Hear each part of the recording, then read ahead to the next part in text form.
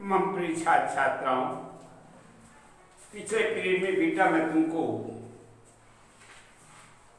ये प्रसाद जी के पुरस्कार जो 3.4 में है उसके वे कुछ अंश पढ़ा दिया था, है ना। आगे चलते हैं, ध्यान देना। इस तरह से महाराज को विचार संघर्ष से विश्राम की अत्यंत आवश्यकता थी। महाराज चुप रहे। जय घोष के साथ सभा विसर्जित हुई।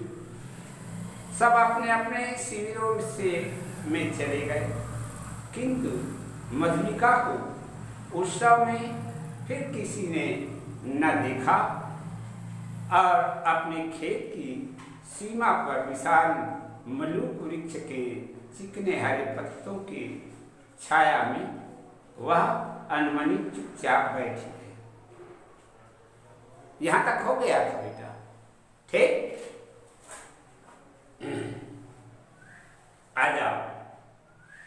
रात्रि का उत्सव अब विश्राम ले रहा था। राजकुमार अरुण उसमें सम्मिलित नहीं हुए और अपने विश्राम भवन में जागरण कर रहा था।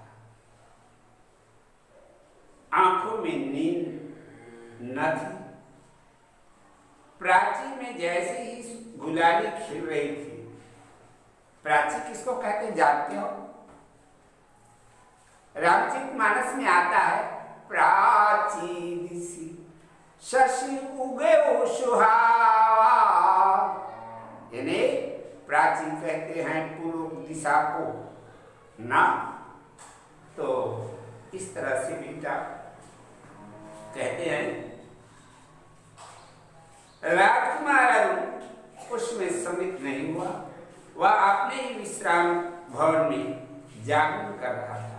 आंखों में नींद न थी। प्राची में जैसी गुलाली खिल रही थी वही रंग उसकी ही आंखों में था। सामने देखा तो मुंडेर पर कपोती एक पैर पर खड़ी पंख फैलाए अंगड़ाई ले रही थी। अरुण उठे। अरुण उठकर खड़ा हुआ। द्वार पर सुसज्जित अश्व था। वह देखते देखते नगर तोरण पर जा पहुंचा।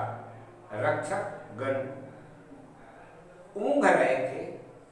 अश्व के पैरों के शब्द से चौंक उठे।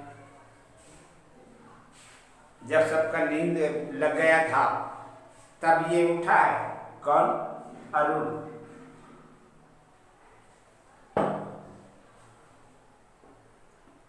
सबकी नींद लग गए। जैसे ही इसका घोड़ा आगे बढ़ता है सब चौंक जाते हैं, है ना। युवक कुमार तीर साहब निकल गया, किंतु देश का तुरंत प्रभात के पवन से पुलकित हो रहा था, अर्थात बड़ी तेजी से निकला हुआ, तेज वेग से।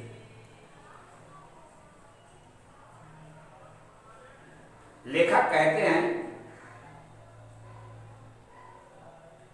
घूमता घूमता अरुण उसी मलूक वृक्ष के नीचे पहुंचा जहां मधुलिका अपने हाथ पर सिर धरे बैठे हुए खिन्न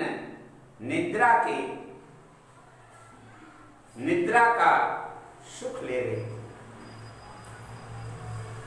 अरुण ने देखा कि एक छिन्न माधवी लता वृक्ष की शाखा से युद्ध होकर खड़ी पड़ी है। सुमन मुकुलित भ्रमर निस्पंदन थे। भ्रमर निस्पंदन थे। फूलों में भ्रमर निस्पंदन थे। समझना है इस वाक्य, यानी फूलों पर भ्रमर का मतलब भंवरे गुंजायमान कर रहे थे। निस्पंदित थे माने गुंजायमान कर। भौर क्या करते जानते हो? फूलों पर, फूलों का पराग रस लेते हैं बेटा, एक फूल से दूसरे फूल, इस प्रकार से भौर जाते। तो ये आनंद उसने देखा।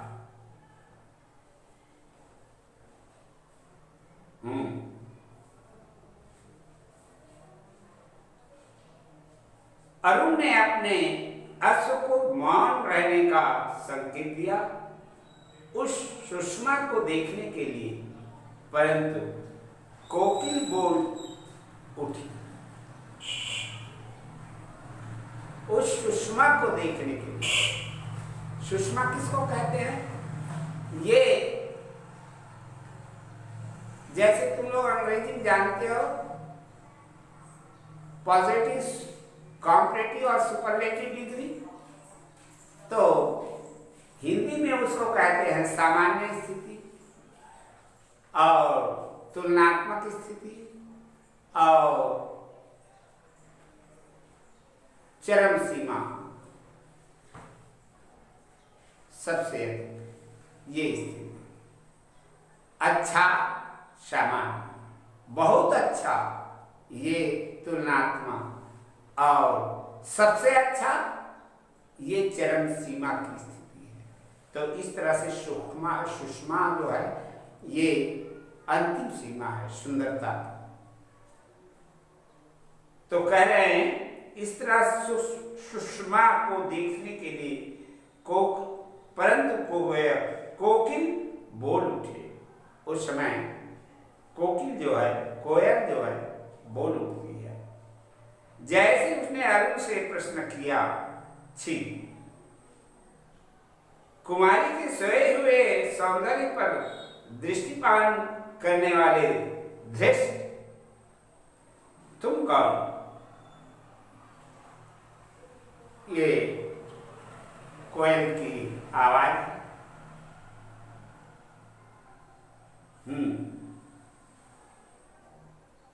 मन पुलकित की आंखों में खुल पड़ी, आंखें खुल जाती है मधुलिका की। उसने देखा एक अपरिचित युवक वह संकोच से उठ बैठे। भद्रे, तुम्हारी ना कल के उत्सव की संचालिका नहीं हो?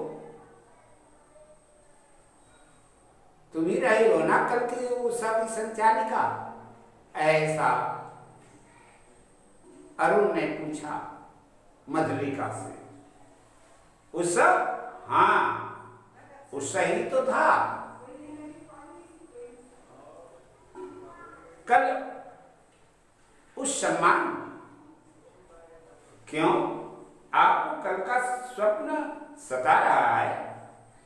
भद्रे, आप क्या मुझे इस अवस्था में संतुष्ट न रहने देंगे?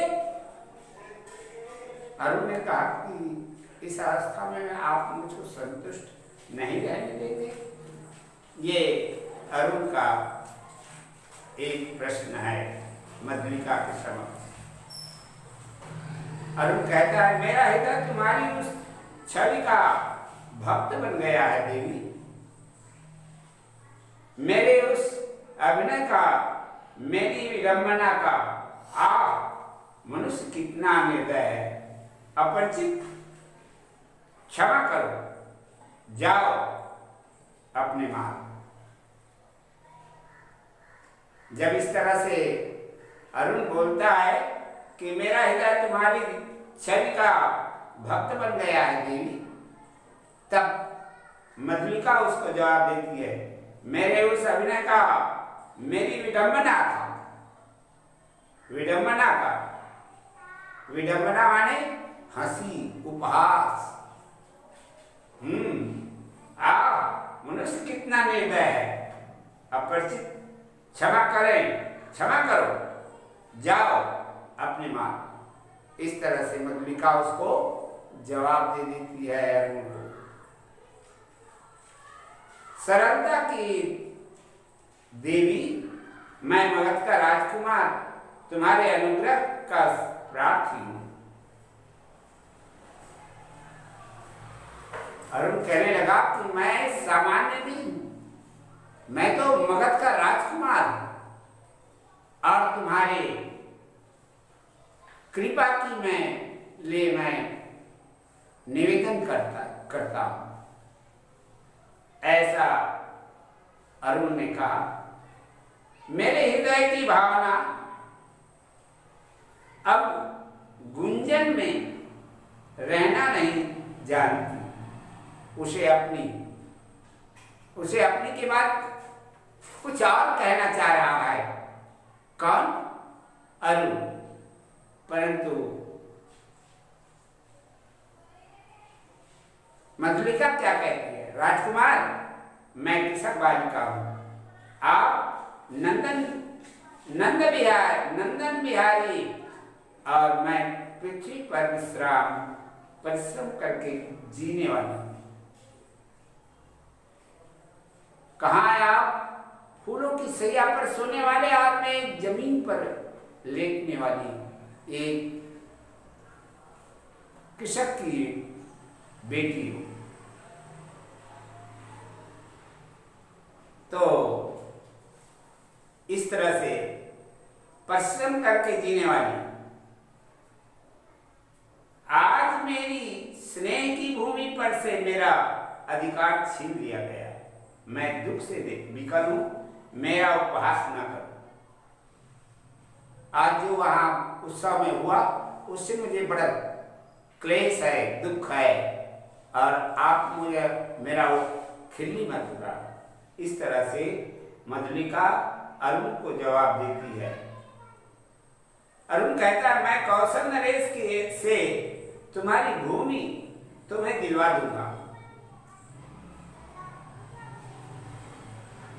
तुमको जमीन की पड़ी ना, तो मैं कौशल नरेश से तुम्हारी भूमि दिलवा दूंगा, ऐसा कहता है। नहीं, वह कौशल का राष्ट्रीय नियम है, मैं उसे बदलना नहीं चाहती, चाहे उससे मुझे कितना ही दुख हो। अब तुम्हारा रहस्य क्या है? तब तुम्हारा रहस्य क्या है? इस तरह से अरुण से मधुलिका पूछती है। यह रहस्य मानव हृदय का है, मेरा नहीं।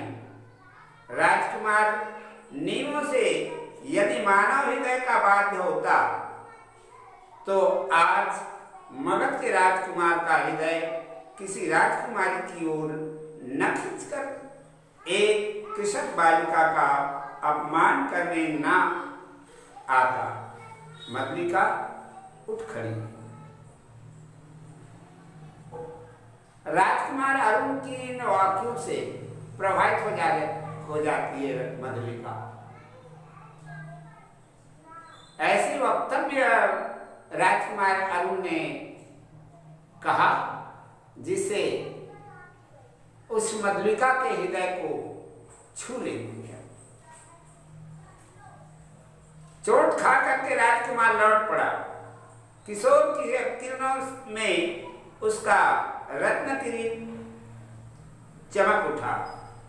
अश्ववेग से चला जा रहा था और मधुलिका निष्ठुर प्रहार करके क्या स्वयं आहत न हुई? उसके हृदय में टीस तो होने लगी। वह सजल नेत्रों से उड़ती हुई धूल देखने लगी। इस तरह से राजकुमार अरुण उसकी बातों से वह उदास हो जाता है और घोड़े से वापस लौट जाता है। परंतु इधर मधुलिका के हृदय में जो भाव पैदा हुआ, अरुण जब जाने लग गया, चला गया, तब वह उसके घोड़े के चलने से जो धूल उड़ रहे हैं, अर्थात वो वातावरण को पुनरावलोकन करती है। मधुलिका ने राजा का प्रतिपादन अनुग्रह नहीं किया। वह दूसरे खेतों में काम करती और चौथे पहर रूखी सूखी खाकर पड़ी रहती। मलूक वृक्ष के नीचे छोटी सी पनकुटी थी। सूखे डंठलों से उसकी दीवार बनी थी। मधुलिका का वह आश्रम था। कठोर परिश्रम से जो रूखा सूखा अन्न में मिलता वही उसकी सासू को बढ़ाने के लिए पर्याप्त था। दुबली होने पर भी उसके अंग पर तपस्या की कांति थी। आसपास की कृषक उसका आदर करती थी। वह एक आदर्श बालिका थी। दिन सप्ताह महीने और वर्ष बीतने लगे। कितना समझ गए अभी बेटा? अच्छा कल नहीं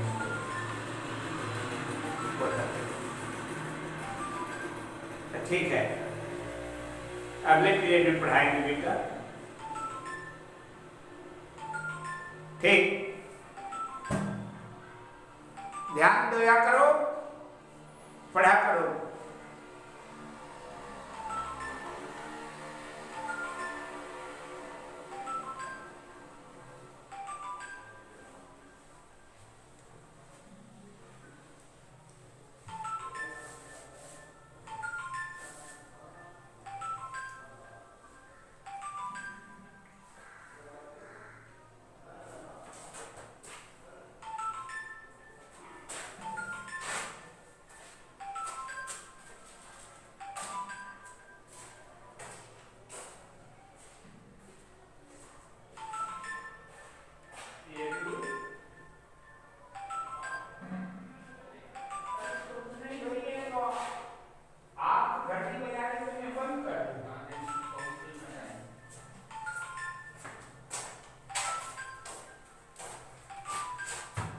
समय हो गई से